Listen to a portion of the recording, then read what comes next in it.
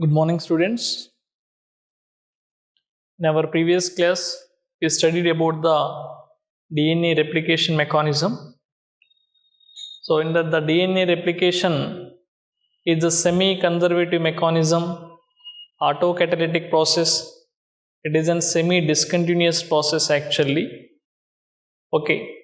So, in this, what type of enzymes will be involved in replication mechanism? What is the most important enzyme in the replication mechanism? So these all are discussed in our previous class. Okay, there is an experimental proof already we know, that is Meselson-Unstall. Okay, here some questions on this DNA. Just you see, in DNA the percentage of thymine is 20%. The percentage of thymine is 20%.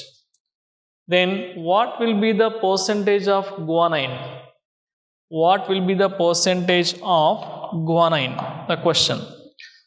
So we know the Chargaff's rule. According to the Chargaff's rule, adenine equal to thymine, purine equal to pyrimidines. Okay.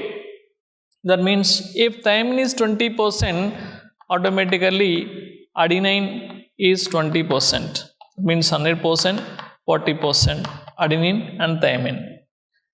Remaining 60%, that is guanine and cytosine. So here what was actually percentage of guanine? That means that is the 30% according to the Chargaff's rule. Okay. Then second question you see, in DNA if 10% of guanine is present, okay, the guanine percentage is 10. It means automatically the cytosine percentage is also 10. 20%. Remaining percent is how much? 80%. What was actually in this? Guanine percent. Again, the percentage of guanine is the 40%. Okay, guanine 40, cytosine 40. Okay, so this is the Chargaff's rule. Then, experiment conducted by Taylor on which plant? Okay, already I said there is a semi-conservative method proof actually by Meselson-Unstall. Okay, so another experiment in the same year also done by Taylor by using radioactive thymidine. By using radioactive thymidine, Taylor did an experiment on Vicia faba plant, faba beans. Okay, on Vicia faba plants and proved that DNA replication is the semi-conservative method replication. Okay. So after the replication process, our discussion starts with next important phenomenon, that is the transcription. Okay, before we enter into the transcription, we have to know about the central dogma of molecular biology. So we know already what is the central dogma of molecular biology. So according to this, always there is a chemical basis of heredity, that is DNA. Okay, DNA is the major genetic material we know, the information stored in this DNA. Information passes from DNA to mRNA, that is messenger RNA, by the process that is the transcription. Transcription. Okay. Now the information will be carried out by this mRNA. Information will be carried out by this mRNA. From mRNA to there is an synthesis of protein by the process of translation. Okay, two steps, just you observe clearly. Okay, DNA to DNA is a replication process. Already we know DNA to DNA. Okay, the two strands will be involved in the replication process. DNA to mRNA, that is the transcription mechanism. Okay. mRNA to protein, that is the translation mechanism. That means at last the DNA means segment of gene. That means gene express their character every gene express their character in the form of proteins. That is our motto. Okay, every gene express their character in the form of protein. Up to replication we know very well, but after replication what happens actually? So the most important process is the transcription. That means DNA to the synthesis of mRNA or the messenger RNA. Okay, so that is the transcription.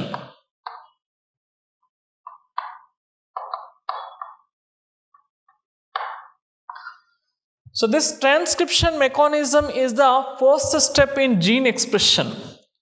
Okay, it is the first step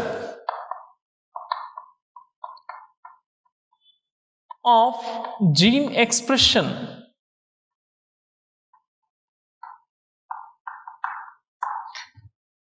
How can we define this transcription?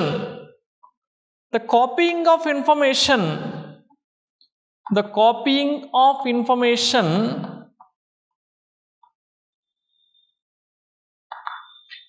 from DNA to RNA. Okay, the copying of information from DNA to RNA, that is the transcription simply. So in this transcription, again, always the mRNA strand will be synthesized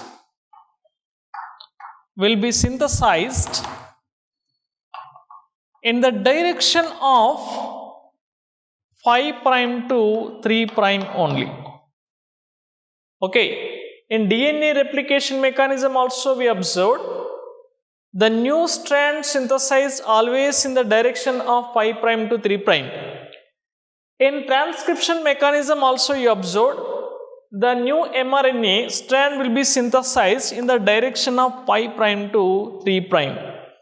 That means here also 3' to 5' DNA strand will be act as a template strand.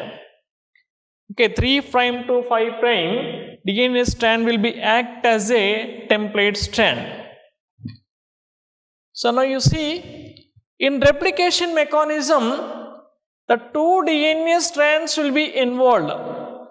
Okay, in replication mechanism, the two DNA strands will be involved in the replication process.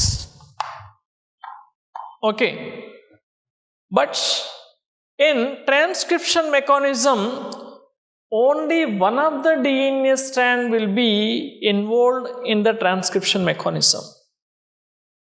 Okay, that means this 3' to 5' strand always act as a template strand in the transcription mechanism. Okay, only one of the strand of the DNA will be involved in the transcription process, that is in the direction of 3' to 5' strand act as a template. That means new strand will be synthesized in the direction of 5' to 3'. Okay, here also there is a complementary principle. Okay, transcription also governed by this complementary principle only. Okay, this is the new mRNA strand, suppose. That means based on the complementary base pairing only, the new strand will be synthesized in the direction of 5' to 3'. That means whatever the mRNA strand will be synthesized, almost equal to the DNA of other strand. Okay, DNA of other strand. This strand we are called as coding strand or sense strand. Coding strand or sense strand. Okay, this strand we are called as template strand or anti-sense strand. Okay, observe clearly. In transcription mechanism, only one of the strand of the DNA will be involved. Okay, so that strand which is in the direction of 3' to 5' act as a template. So the new mRNA strand will be synthesized in the direction of 5' to 3' almost equal to the strand, other DNA strand except one thing. Okay, that is instead of thymine in RNA there is an uracil. Suppose there is an ATGC code. Okay, so in this DNA there is an thymine, adenine, cytosine, guanine. This is the DNA strand. If there is a synthesis of RNA strand, instead of thymine there is an uracil. Just remember, instead of thymine there is an uracil. Just keep it in mind. Okay, that is a small variation. Okay, remaining almost equal to this coding strand. It means mRNA strand almost equal to this coding strand, the exception only one thing, that is instead of thymine there is an uracil. That is the small variation. Okay. In DNA replication mechanism, the total DNA strand will be involved in the replication process. But in transcription mechanism, only one segment of the DNA will be involved in the transcription mechanism. Not all the DNA strand will be involved in the transcription process. Only one of the strand of the DNA, that means a segment of the DNA will be involved in the transcription mechanism. Not the total DNA, only a segment of DNA will be involved in the transcription process. Okay. At the time of transcription, whatever the mRNA will be synthesized based on this. Okay, whatever the mRNA will be synthesized, at the time, this coding strands will be dislocated. After the synthesis of mRNA, again this coding strand bind with this 3' to 5' strand. Okay. So one question here, what I am asking, in DNA, the two strands will be involved in replication mechanism. But what I am saying, in transcription process, only one of the strand will be involved. Okay, why the two strands will not be involved in the transcription process? What is the reason behind that? Just you see for that. Suppose this is the DNA strand. So this is also DNA strand. The bases are A, T, G, C. Okay. So here T, here A, here G, C. Okay, these are the two DNA strands. These are the two DNA strands. If the two DNA strand, that means a segment of DNA only, not the total DNA. A segment of DNA, in that segment of DNA, two strands will be involved in the transcription process. What happens? Just you see.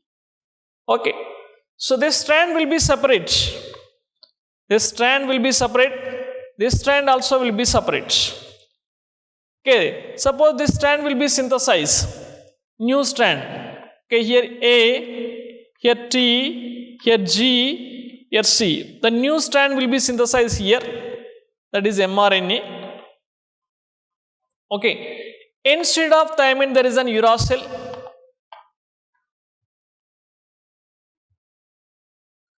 Okay. So now you see, this is a condition of this strand T, A, C, G. Okay. This is another strand. Again, you synthesize new mRNA strand from this strand also. Okay. A, U, G, C. Okay. Here U, A, C, G. Here A, U, G, C. If the two strands will be involved in the transcription process, the codons will be different. This is the same DNA strand segment, but if the two strands will be involved in the synthesis of mRNA, what happens actually? You see, if the two strands will be involved in the synthesis of mRNA, the two different mRNA strands will be synthesized. The two different mRNA strands will be synthesized. Okay. So these two different strands. So this is code for one protein. This is also code for one protein. Okay. So that means only one strand of the DNA, only one segment of DNA code different types of proteins. Only one segment of DNA code different type of proteins. So then what happens? One segment of DNA will produce two types of proteins. So this is very complicated to the transformation of information from one generation to other generation. So it's very complicated. Only one segment of DNA will be produce two types of proteins. So that's the first reason. That's why only one of the strand will be involved. And the second reason, you see, these two strands will be synthesized. Okay, these two strands will be synthesized. Now you see, U, A, C, G. Again, this strand, A, U, G, C. Okay, if the two strands will be synthesized, these two mRNA strands will be complementary with each other. Always just keep it in mind, complementary is not identical.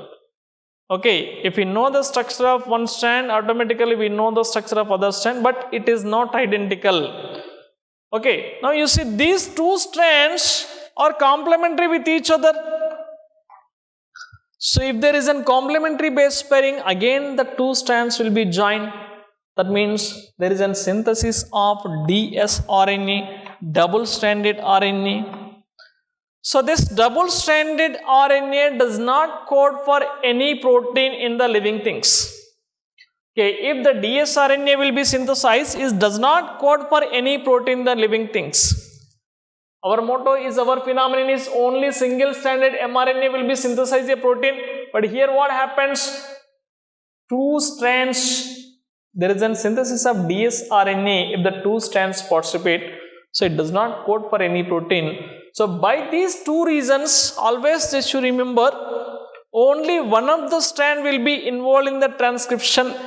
In one of the strand, a segment of the DNA only involved in the transcription. Always, whatever the strand will be involved in the transcription mechanism, that is 3' to 5'. That means 3' to 5' strand act as a template strand. It is called as anti-strand strand.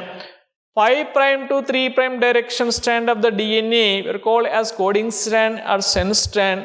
The mRNA strand almost equal to the coding strand, except one thing, instead of thymine there is an uracil.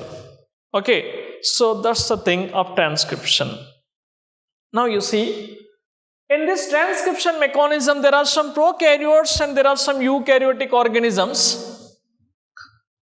So already we know the difference of prokaryotes and eukaryotes. So there is a prokaryotic organism, there is an eukaryotic organism, just you see clearly. So this is the prokaryotic organism, this is the eukaryotic organism. So just we compare the transcription mechanism in these two organisms.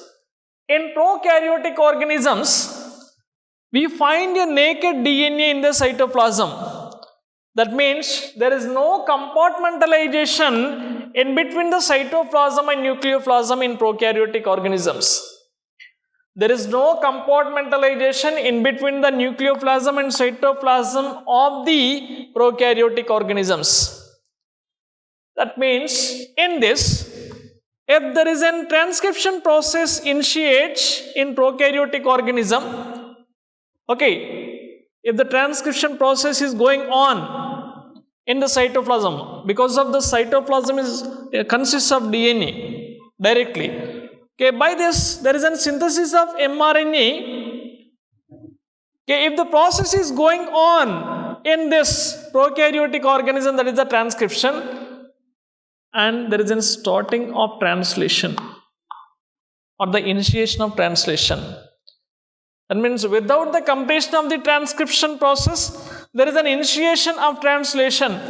That means in prokaryotic organisms, transcription and translation are the coupled phenomenon. or the coupled phenomenon. Okay.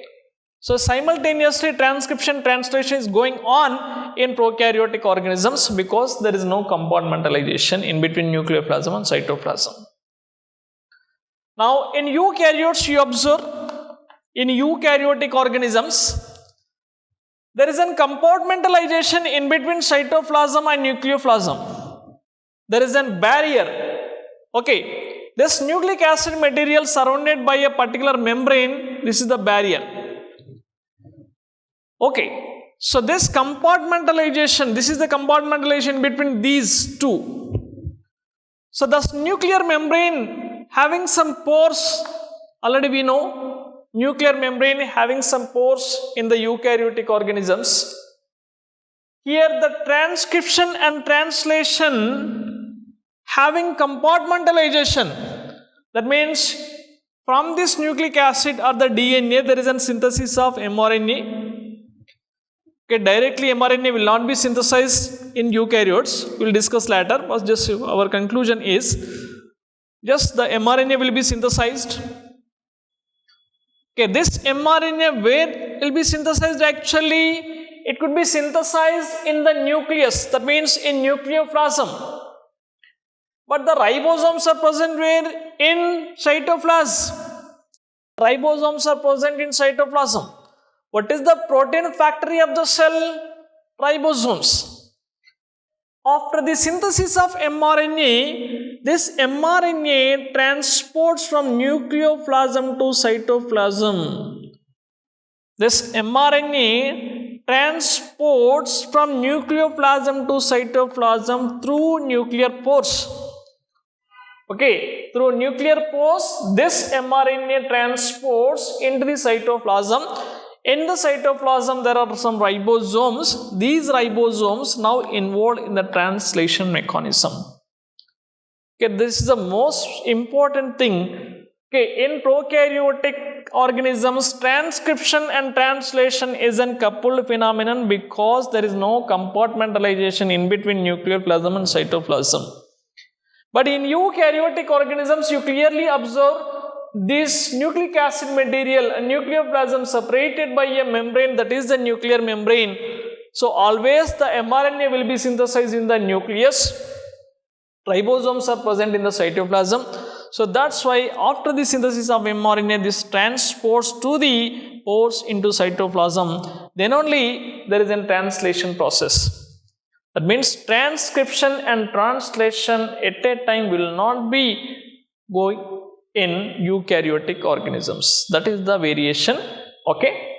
So now transcription unit. What is the transcription unit actually? So in this transcription unit, already I said only a segment of the DNA will be involved, not the total DNA. A segment of the DNA will be involved in the transcription process. Transcription unit. In this, there is a promoter, there is a structural gene,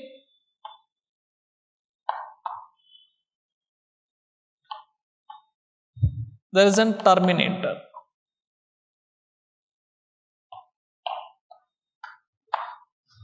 So before that, we have to know the one important enzyme which will be involved in the transcription process.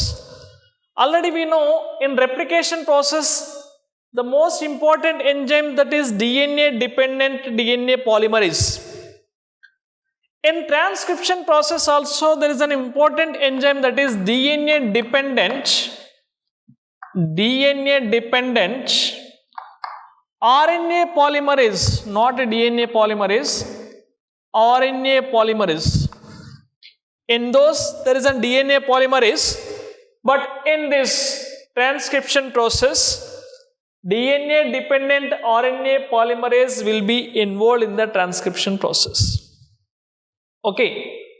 So this RNA polymerase actually a core enzyme. This RNA polymerase is core enzyme. Okay. That means it consists of 5 subunits, that is alpha, alpha dash, beta, beta dash, omega. So these 5 subunits combined were called as core of the RNA polymerase. When this RNA polymerase bind with the sigma factor, this core plus sigma factor combinedly we are called as holoenzyme. This holoenzyme only will be involved in the transcription process. Okay, that is the DNA dependent RNA polymerase. Okay, like replication, here also RNA polymerase will not be involved in the initiation process. Okay, here also the RNA polymerase not directly involved in transcription mechanism. That means by this RNA polymerase there is no initiation in transcription also. This RNA polymerase will be involved in the elongation of transcription. It will be involved in the elongation process only. Okay, in DNA replication, the 2 strands will be bind with the hydrogen bonds. These hydrogen bonds will be broken by helicase enzyme.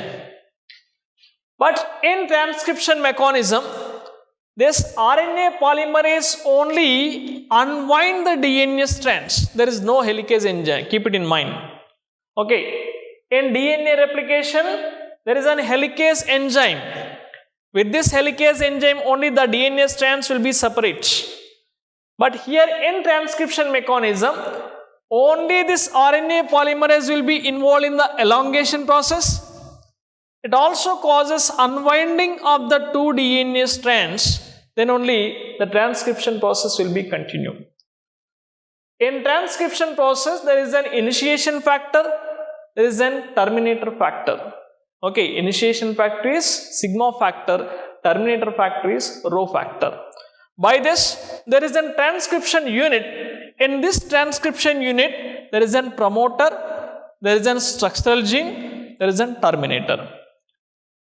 So this structural gene is the functional unit of the transcription mechanism. Okay, this structural gene only is the functional unit of the transcription. By this segment of the DNA, they only synthesize mRNA. Okay. So again you see in this, the RNA polymerase is the most important enzyme in the transcription process. But there is a small variation in between pro and eukaryotes again. Okay, in prokaryotic organisms, only RNA polymerase, only one type of RNA polymerase transcribe the 3 types of RNAs.